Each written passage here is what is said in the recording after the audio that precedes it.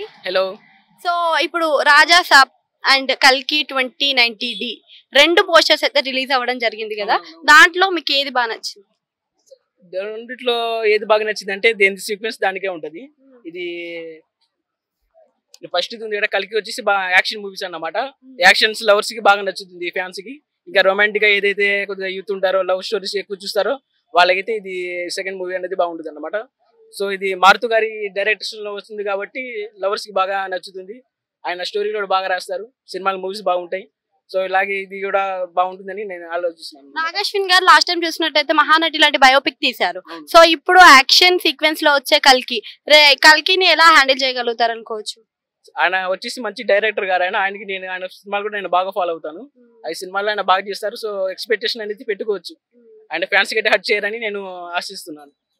ప్రభాస్ కొత్తగా లుక్ కనిపించింది కదా, పంచకట్టు అంటే మన ఈశ్వర్ లో చూసిన లుక్ మళ్ళీ ఇప్పుడు రిపీట్ అయింది. సో బ్యాక్ టు ప్రభాస్ అనుకోవచ్చు లవ్ స్టోరీస్ లో?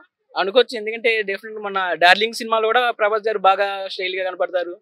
ఇది మొన్న రీసెంట్ గా బిల్లా సినిమా కానీ ప్రభాస్ గారికి ఇంకా కొత్తగా చెప్పాల్సిన అవసరం లేదు. ఆయన ఏ క్యారెక్టర్ అయినా బాగా ఇన్వాల్వ్ అయిపోతారు. అది యాక్షన్ సినిమా కానివ్వండి, రొమాంటిక్ సినిమా కానీ ఏదైనా బాగా సెట్ అయిపోతాడు.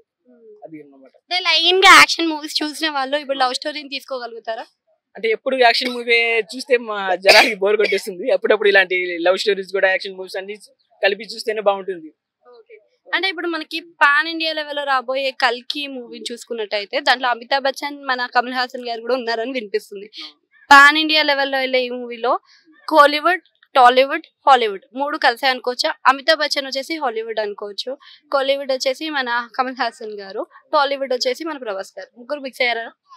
ముగ్గురు కలిసి పెద్ద స్టార్స్ ఉన్నారు కాబట్టి సినిమా ఎక్కువ హైప్ వస్తుంది, వినిపిస్తుంది.